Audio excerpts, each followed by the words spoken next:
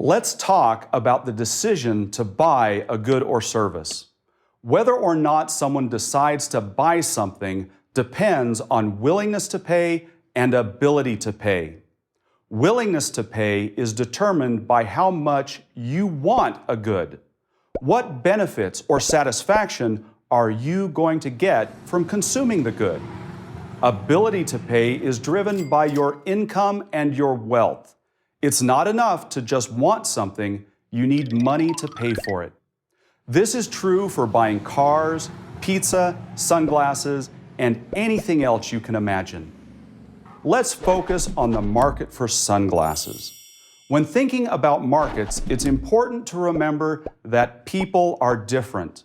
And because of that, they have different wants, needs, incomes, and personal circumstances.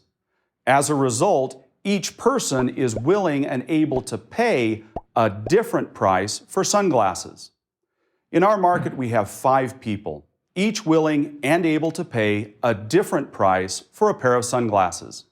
As price rises, fewer people are willing and able to buy sunglasses. The negative relationship between the price of a good or service and the quantity people are willing and able to buy is called the law of demand. The law of demand is a major tool in your economic toolkit. To make things easier, we can graph it.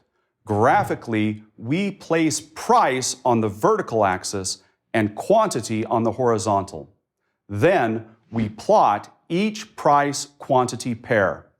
At $120, only one pair is bought. At $100, 2 people buy a pair, and so on, until we trace out the entire demand relationship. The line that connects the dots is called the demand curve. The demand curve graphically represents the relationship between the price of a good or service and the quantity that people are willing and able to buy. Our example covered 5 people and 5 prices.